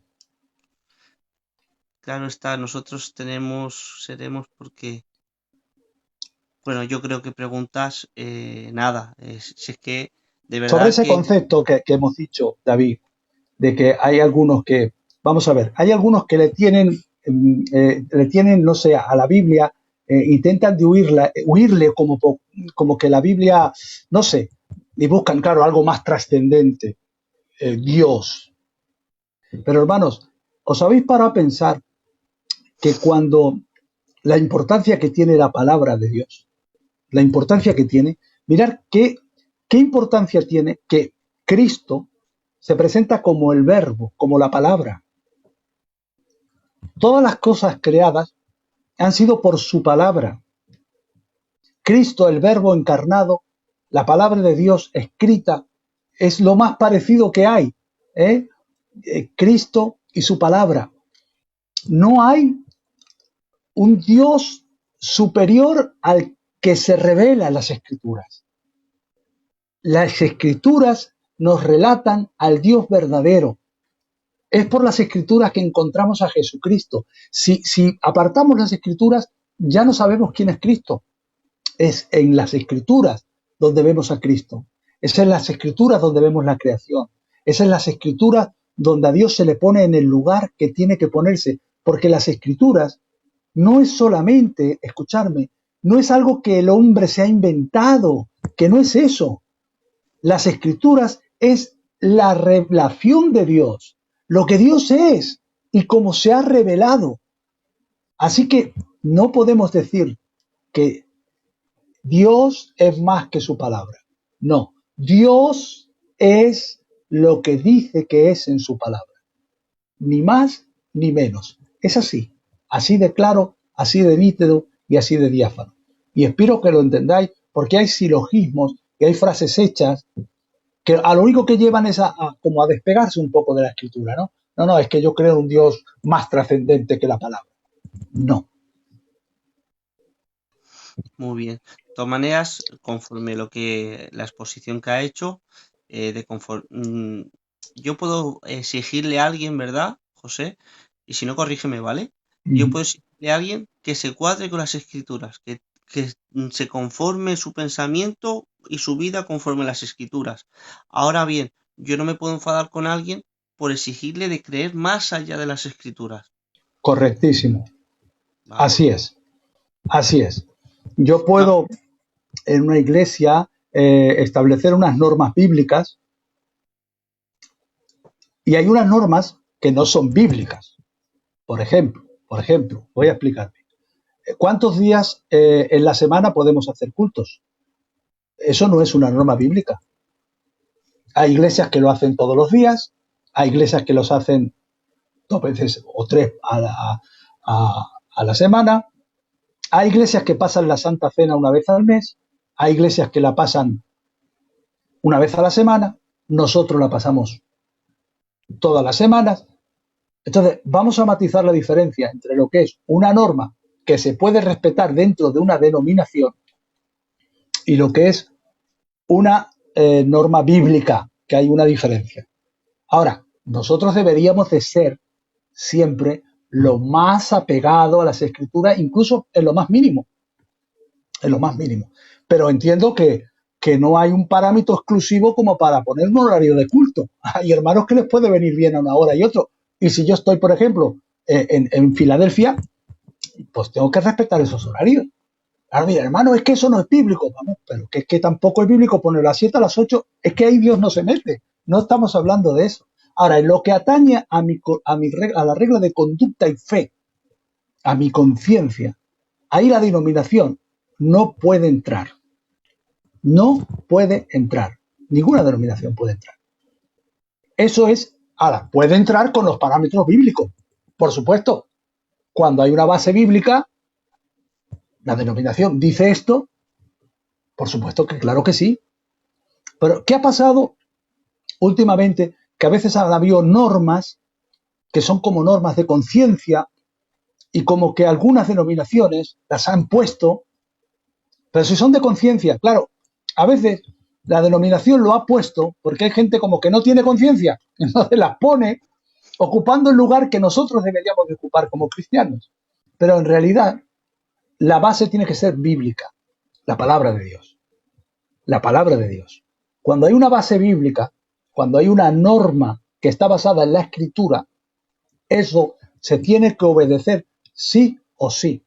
Cuando hay una norma que no nos ata la conciencia, porque es una norma denominacional, yo puedo someterme a esa norma. Me someto porque estoy en una denominación donde tiene unos parámetros para el buen hacer y desarrollo de cada movimiento religioso. Y si estoy en ese movimiento, tendré que respetar esas normas, aunque algunas de ellas no estén en la Biblia, atención, pero no atañe a mi vida, a mi conciencia, a mi espiritualidad. Son normas para que podamos entenderlo, lo que es, digamos, doctrina fundamental y doctrina general, ¿vale? Puede haber diferentes puntos de divergencia, pero no es una imposición. Ahora, cuando es una cosa, algo que no tiene base bíblica y se me quiere imponer por la fuerza, como si mi salvación dependiera de eso, ahí ya estamos yéndonos del lugar. No estoy obligado a guardar eso. Me han hecho una pregunta y es verdad que le hemos dicho así y claro, y el hermano nos ha preguntado por claro, no sabe el... Solo escritura, sí, porque ya la has explicado, pero prima escritura, ¿qué es? Lo hemos tocado anteriormente. Es como una especie de respuesta católica, que la escritura sí, ciertamente, tiene su importancia primaria, pero no es toda la importancia, que hay que añadir también la tradición de la Iglesia y todo lo que eso conlleva. O sea, es prácticamente una respuesta católica. Prima escritura y sola escritura no es lo mismo. Sola escritura es un lema de los protestantes. Prima escritura tiene más bien su origen en el catolicismo, donde dicen que a la par de la escritura también hay que añadir la tradición de la Iglesia, el magisterio de la Iglesia y todo ese largo etcétera que toda esta noche estamos compartiendo, que nosotros no aceptamos, por supuesto. Mira, tengo ahí una pregunta que es de mi primo Michael, Dios te bendiga mucho, de Navarra. Dice, en la palabra, en la, a ver, en las palabras hay más grandes que otras palabras. Ejemplo, cuando lo dice Jesús de primera persona, tiene un valor añadido o, o cuando lo dice, que cuando lo dice otra persona. No, en De, cuanto a inspiración, rápidamente, no. Toda la escritura es inspirada por Dios. Toda. Las que dijo Jesús Y la palabra, como dijo el otro día un hermano donde estuve compartiendo en su iglesia, hermano Robert, que dijo, y lo dijo muy bien, desde el principio hasta la amén, toda la escritura es inspirada por Dios. Por tanto, no hay ninguna palabra que tenga menor grado, menor inspiración, menor autoridad, es toda. Cuando dice toda en Timoteo 3:16, creo que es, 2 Timoteo 3:16, toda escritura es inspirada por Dios. Ese toda es toda, es toda. No tiene ninguna otra más o menos autoridad. Ahora, hay que entender las diferentes clases, ¿no? de escritura. Las palabras del Señor, sea poesía, sea narrativa, sea profético, sea histórico, pero toda la escritura es inspirada. Porque si aceptamos con un grado de mayor inspiración las palabras de Jesús solo, diríamos que hay diferentes niveles de inspiración en la escritura. Y esto no es así. O sea, es toda la escritura, es inspirada por Dios. Toda. Bien, yo creo que, hermanos, si no hay más preguntas, porque yo creo que hasta aquí, de todas maneras, yo es que iba a preguntarte por si podía tener yo experiencias que fueran más allá de las escrituras, pero ya te he oído antes, ya has estado en la exposición hablando Sí de puedes que tener, vamos a ver, David, cuando algunos hermanos me hacen preguntas como, vamos a ver, entonces Dios no me puede hablar a mí personalmente y, claro, atención, estamos en un movimiento pentecostal, donde nosotros creemos en los dones del Espíritu y todo ese largo etcétera. Y yo siempre le digo, por supuesto, que Dios puede hablarte a ti y a mí. Ahora, Dios me puede hablar a mi corazón, pero lo que Dios me hable es para mí, es algo subjetivo, para mí. Lo que no puedo hacer es que lo que Dios me hable a mí, yo lo quiera imponer como doctrina. Eso no puedo hacerlo, porque solamente es la escritura la que tiene esa capacidad y ese canon está cerrado ya. O sea, si yo estuviese recibiendo revelaciones de todo lo que me habla Dios y pudiese ponerlo como doctrina, como bien dijo ayer el hermano José, ¿no? Entonces el canon estaría abierto. Todo lo que yo voy recibiendo, pues lo puedo ir agregando. O sea, Dios te puede hablar a nivel particular. A veces has salido a la calle y has tenido, no sé, la voz del Espíritu que te ha dicho, no hagas esto o no hagas aquello. Tenemos un Dios vivo, el Espíritu Santo vive en nosotros. Eso está claro. Pero esas experiencias yo no las puedo trascender a que se puedan hacer normas y doctrina en la Iglesia. Esa es la diferencia. Para norma y doctrina y regla de fe solo es la palabra de Dios, la Escritura. No hay otra cosa, la palabra de Dios. claro, yo te decía porque estamos de acuerdo que claro que el Señor puede hablarte y puedes tener experiencias, pero me refiero, y claro, es evidente la respuesta, ¿no? Pero porque como estamos hablando de solo escritura y los parámetros de la Biblia, a mí el Señor no me puede hablar algo que vaya en contra de la escritura. Porque yo puedo, es que, claro, hay muchas veces, ¿vale? Y lo digo así, llanamente, y de buena de esto para poder seguir conversando, ¿vale? Pero, por ejemplo, yo no puedo tener una experiencia que vaya en contra de la escritura y encima luego después decir la frase esa de, por ejemplo, no es que Dios es más grande que la Biblia. No, nos sujetamos y Dios habla conforme las escrituras, ¿verdad, José? Es así, es Mira, así. pregunta a mi compañero, administrador del canal, Eleazar, dice, cuando se dice toda la escritura es inspirada, ¿se refiere exclusivamente al Antiguo Testamento, ya que el Nuevo Testamento no estaba canonizado? Cuando en Timoteo se le dice toda la escritura es inspirada por Dios, ciertamente está haciendo referencia al Antiguo Testamento.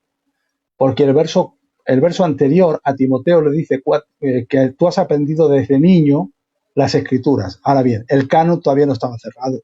Ahí estaba haciendo referencia a las escrituras antiguo-testamentarias, por supuesto. Pero el apóstol Pedro nos habla y nos dice y pone al mismo nivel los escritos de Pablo con las escrituras antiguo-testamentarias. Dice, cosas en las cuales os escribió nuestro amado hermano Pablo, que hay cosas difíciles de entender, los cuales los indoctos tuercen para la perdición de sus almas, como las otras escrituras. Y cuando las está poniendo al mismo nivel los escritos de Pablo y, por supuesto, todo lo que es el Nuevo Testamento, al mismo nivel. Ahora, específicamente en la época que Pablo escribe ahí a Timoteo, es verdad que al hablar de escrituras, estaba hablando de las escrituras del Antiguo Testamento. Todavía no se había cerrado el canon. Aunque ya circulaban algunas escrituras, ya circulaban, eh, aunque el canon no estaba completo, pero ya había sido, algunas ya circulaban, pero ciertamente haría referencia más bien al Antiguo Testamento, porque a Timoteo le dice desde niño has aprendido, y cuando Timoteo era un niño, está claro que todavía no estaba cerrado el canon del Nuevo Testamento. O sea, eso está claro. Claro, lo que sí que es verdad, por ejemplo, en el libro de Hechos hay un ágrafo que es hablando, como dice nuestro Señor Jesucristo, mejor es dar que recibir. Y Correcto. tenían ellos en la mente lo que eran las palabras de Cristo como Porque verdad. ya había algunos escritos circulando, Claro, pero no estaba cerrada toda la escritura, o sea, no estaba cerrado, que es lo que acabo de decir. sí, Habían sí, algunos escritos como eso que acabas de mencionar, que ya estaban circulando algunos escritos. Pero, por ejemplo, la segunda de Timoteo, que es la que estamos citando, no estaba escrito porque la estaba escribiendo. O sea, todavía no estaba cerrado. Está claro. mira, Antonio El Para de Lería, Dios te bendiga mucho, siempre está por aquí y, sí, y nada, la otra vez escribía que estaba aprendiendo y eso para nosotros es una bendición escuchar esas cosas. Mira, esa te la respondo yo y voy a la siguiente pregunta. Cuando dice sobre la escritura, pero eh, la Trinidad no está como, vale, la Trinidad no está en lo que es como nombre, como tal, pero sí que está implícito en las escrituras y de ahí que se saca ese nombre. Tampoco está, por ejemplo, la palabra omnisciencia como tal, no está. Búscala, no está, no existe. Pero bueno, leemos la Biblia y entendemos que Dios es omnisciente. Tampoco está la palabra Biblia, pero gloria a Dios, entendemos que tenemos una Biblia. Y así, pues muchas más cosas, ¿vale? Tampoco está la unión hipostática, pero entendemos lo que es que Dios era todo hombre, todo Dios y todo hombre. Y así muchas cosas más, ¿vale? Dios te bendiga mucho, compañero. A ver, hasta las profecías se tienen que Mira, ves el tío Cacho. Hasta las profecías se tienen que remitir a las escrituras, los sueños, las visiones también. Todo con el prisma, con la medida de las escrituras. No se puede salir de allí. Es que eh, yo sé que parece, no sé cómo decirte, parece como que es algo normal, algo que tendría que ser normal, que no tendríamos ni que por qué decirlo, José, porque tendría que ser algo ya de innato, ya de decir, la- eh, todo se tiene que cuadrar con las escrituras. Pasa que hay muchas veces que el que los cuadriña y el que pone con las escrituras, enseguida te dicen que no, que Dios es más grande y te empiezan a decir cosas así. Y por eso te he dicho la pregunta. Pero bueno, ya he respondido. Eh, Hermanos, alguna preguntita más y si no le dejo al hermano ya que descanse. A ver lo que gira a ver, porque se dice relación fuente de poder, se ha dicho toda la vida. Es extrabíblica. Hay alguien también que ha dicho por aquí, a ver, que es que le he visto antes y me le he quedado, pero entonces cuando...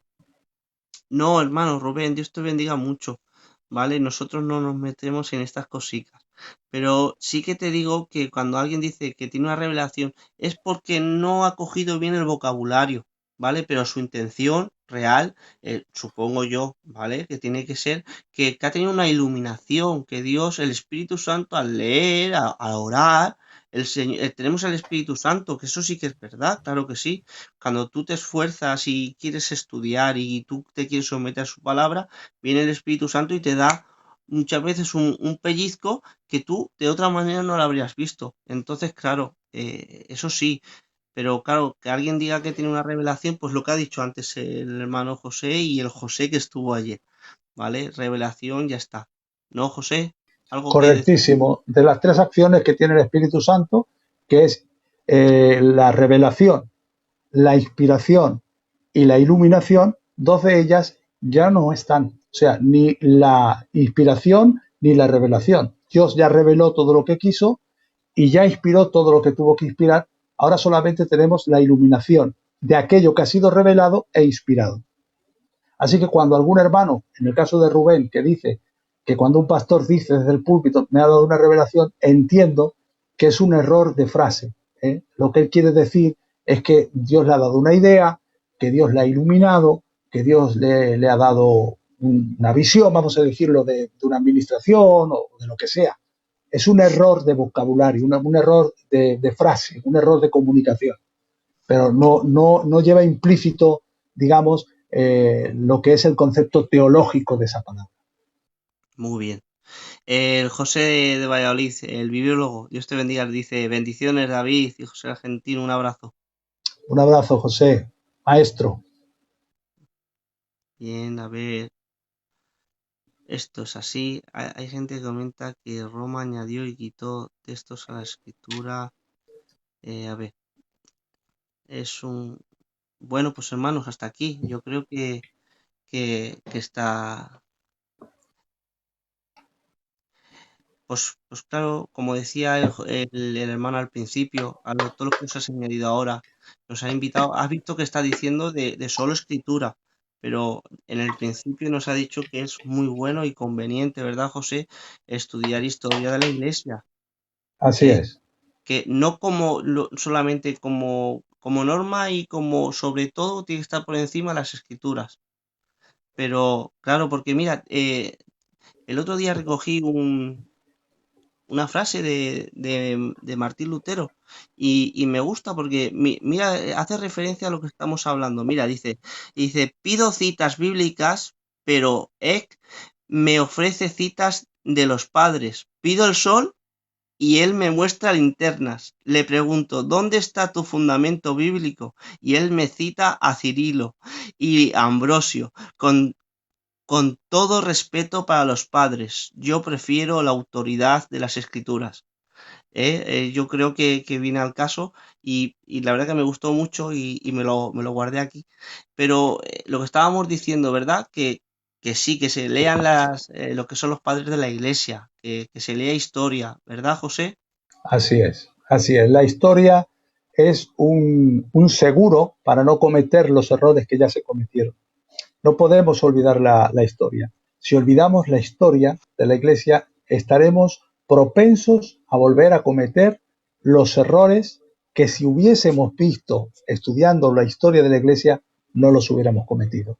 Por tanto, eso es una asignatura obligatoria para todos aquellos que quieren estudiar la palabra y que quieren andar en lo correcto. Mi ánimo es que no solo estudiese escatología, atención, no estoy diciendo que no se estudiese escatología, que no solo estudiéis escatología, porque estamos muy preocupados por el porvenir y nos olvidamos mucho del pasado. Ser profetas, pero al revés también. Mirar hacia atrás, que eso es importantísimo. Mirar lo que ha sucedido en la historia y en la historia teológica de la Iglesia, en la teología histórica de la Iglesia, para poder entender y dar sentido a muchas cosas que si no, no entenderíamos. Así que el equilibrio siempre es bueno, aunque hay áreas donde Dios te puede mover por tus tendencias a decir, bueno, yo estudio escatología porque es un área donde, y de hecho hay hermanos que son expertos en escatología, hay otros hermanos que son expertos en cristología, pero estoy seguro que aunque su tendencia sea mayoritariamente esa, ellos no se olvidan de hacer el equilibrio de tener que estudiar todas las asignaturas bíblicas porque son las que nos darán un equilibrio y nos darán realmente una verdadera visión de lo que es la doctrina en general, no solamente lo escatológico. Y mirad, os voy a decir más todavía. En cuanto a escatología, si algún hermano se equivoca, a mí me trae sin cuidado, sinceramente. Amilenarismo, posmilenarismo, pretribulacionismo, dispensacionalismo. Creo, mi postura es dispensacionalista pretribulacionista, es lo que creo. Pero si un hermano dice algo diferente, mirar, en escatología, y si estamos todos equivocados, ¿qué? O sea, escatología es un área donde hay muchos hermanos en la fe que creen lo contrario, que cada uno puede tener un punto de vista diferente y por eso no me voy a rajar los vestidos. Y voy a decir, estás en falsa doctrina. No, atención, es un área donde las personas pueden tener unos puntos de opiniones diferentes y no por eso dejan de ser mis hermanos. Pero hay otras áreas que son fundamentales, que es doctrina fundamental. Ahí sí que no podemos, hermanos, tener diversidad de opiniones. La historia de la Iglesia ya es la que es. El porvenir todavía está en la Escritura, pero se presta a muchas interpretaciones, que es lo escatológico, ¿verdad? Pero la historia es lo que hay. Y cuando leemos historia, leemos lo que hay. Es verdad que algunos incluso pueden retorcer la historia, porque es así. Algunos han dicho que la historia la presentan los vencedores como quieren. Pero bueno, hoy en día creo que hay suficiente independencia como para poder ver desde un punto neutral lo que es la historia. Y en el tema que hemos tratado hoy de la sola escritura, personas como el que te he citado, Pérez Reverte, Iñaki Gabilondo, eso no son evangélicos.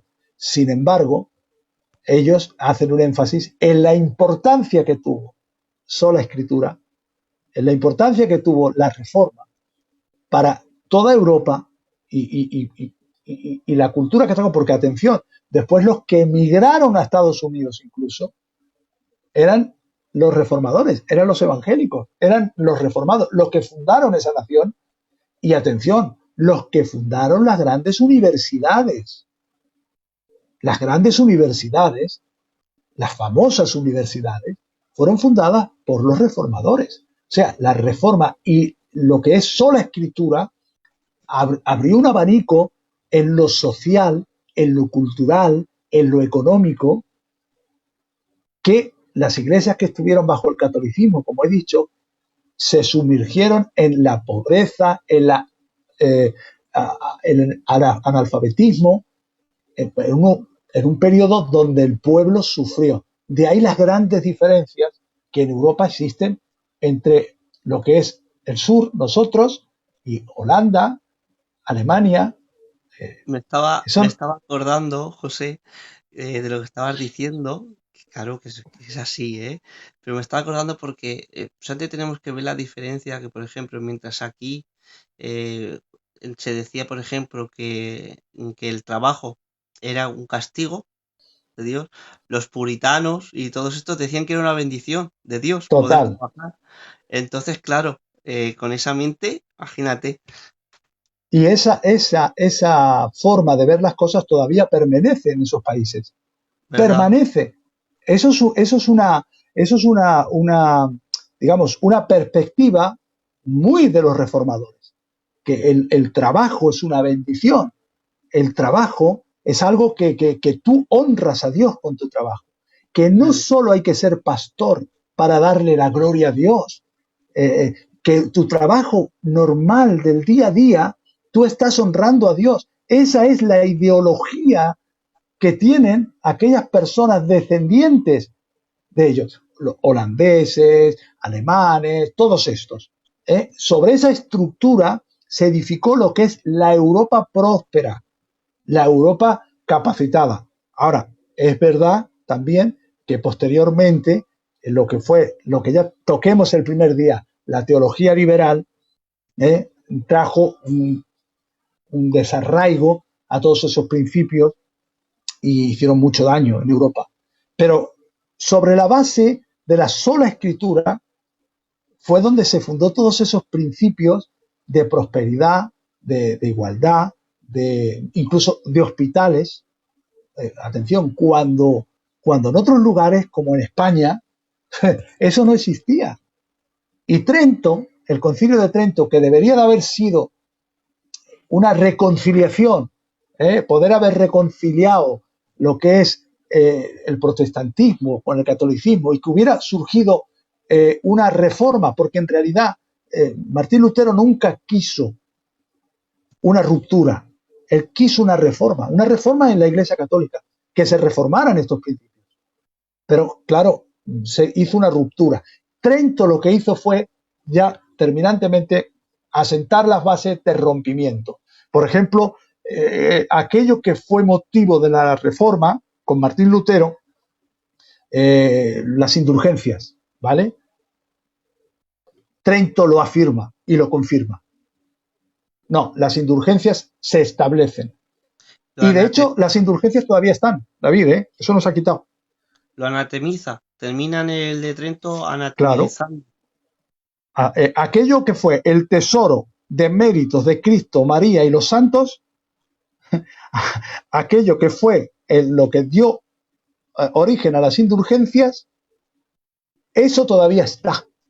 Hoy no se venden, pero hay que ganárselas, pero todavía está en la iglesia católica.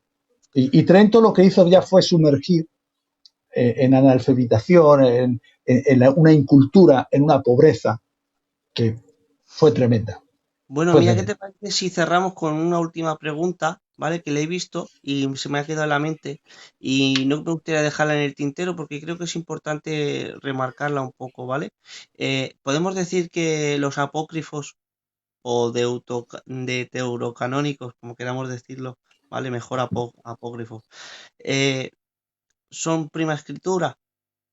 Los apócrifos, Sí, que si es prima escritura, sí. vamos a ver, según qué concepto, si lo miras desde cuando miras el sola escritura, estás mirándolo desde, vamos, ¿me has dicho prima o sola?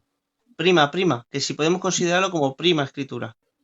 Pues los católicos te dirán que sí, una fuente alternativa, pero es que nosotros no estamos de acuerdo con el prima, nosotros estamos de acuerdo con el sola. Porque prima, ya te he dicho, incluye, sí, que la verdad bíblica, pero aparte también el magisterio de la iglesia, la tradición y todo el etcétera, ¿vale? Hace como un equilibrio. Prima emana del catolicismo. Nosotros es sola escritura, nada más. Nada más que, ahora, en cuanto a la canonización, a la canonización de los libros inspirados, ayer creo que lo explicó muy bien el hermano José, y por eso me remito al vídeo que él ya dijo, en cuanto a, porque creo que eso está perfectamente ahí y explicado, así que... Mira lo que me dice un hermano por aquí, decirle fecha para que se comprometa para otro tema. La verdad, soy muy generoso, de verdad, soy muy generoso, pero la verdad es que yo soy una persona, muchas veces te lo he dicho en privado, soy una persona más bien introvertida, no soy una persona muy así, y bueno, me cuesta, lo sabes, David, me cuesta, pero bueno, más, aquí estamos.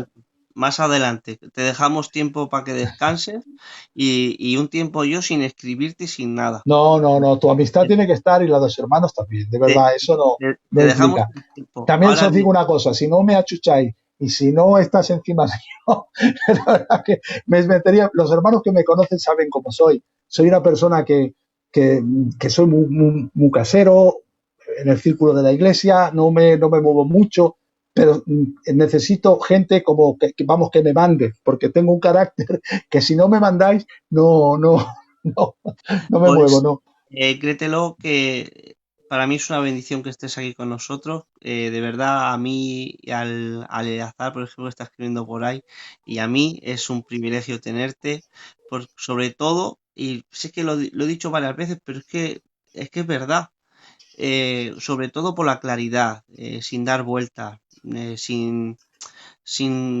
¿cómo se dice la palabra? Porque no quiero decirlo así tampoco muy bruto, políticamente correcto. No, eres políticamente correcto, sí, pero para la Biblia y con las cosas de Dios. Y eso se agradece, que seas así. Es que no hay más, es que cuando amas así las escrituras, y cuando te comprometes así con ellas, no puede ser de otra manera. Así que una bendición tenerte y nada, mañana hermanos tenemos, a ver que lo mire por aquí, creo que al tío Josian con A ver, mañana primera y segunda la primera y la segunda resurrección, creo que es, ¿vale? El miércoles está Francisquín de Badajoz con angelología. El jueves está nuestro hermano Eleazar y Antonio Camacho de Barcelona con dispensacionalismo. Y bueno, y luego ya están los demás eventos, pero eso es lo que tenemos para los siguientes. Sin más, ¿qué te parece si despide usted? Y ya, A hasta mí me la próxima. dices, muy bien, yo Sí, también daros gracias antes de despedirlo, de que me hagáis llamado para estar con vosotros. De verdad que lo digo con toda sinceridad, David, eh, los hombres que citáis en estos canales son hombres de lo que estoy aprendiendo mucho y el que a mí me llaméis para estar aquí, para mí es un privilegio, es un regalo inmerecido. Os lo digo sin falsa humildad y os lo digo conforme lo siento, de verdad. Así que el estar compartiendo púlpito, vamos a decir así, con estos grandes hombres de Dios que estáis llamando, que amo, que respeto y que aprendo, para mí es un privilegio, es un regalo de Dios el estar con vosotros. Ahora, pues sí, voy a dar gracias al Señor por ese regalo que nos ha dado esta noche de estar con vosotros. amén. Querido Padre Celestial, gracias Señor, porque tú eres el que nos enseña y el que nos aprende. Gracias por la dicha de estar aquí en esta noche con mis hermanos, el Amén. que me hayas concedido ese privilegio, Señor, ese don que en realidad no merezco. Gracias, Señor, por habernos permitido estar convocados aquí hablando de tus cosas. Te ruego, Señor, que si algún hermano en mi expresión, en mi forma o en mi explicación no he sido lo suficientemente claro, te ruego, Señor, que tú le des comprensión para poder entenderlo y que quites si he hecho algún mal a algún hermano, que quites, Señor, toda herida y todo aquello que pueda entender que no lo he hecho con ninguna maldad. Gracias por mis hermanos, gracias, Señor, por tus siervos y gracias por todo lo que nos das en el nombre de Jesús. Amén. Amén. Nada, Amén. hermanos, ya sabéis, mañana con nuestro hermano Josian y nada, y seguimos aprendiendo, que es lo importante uno de otros. Que te bendiga mucho, Un Javier. abrazo a todos. Bendiciones y buenas noches.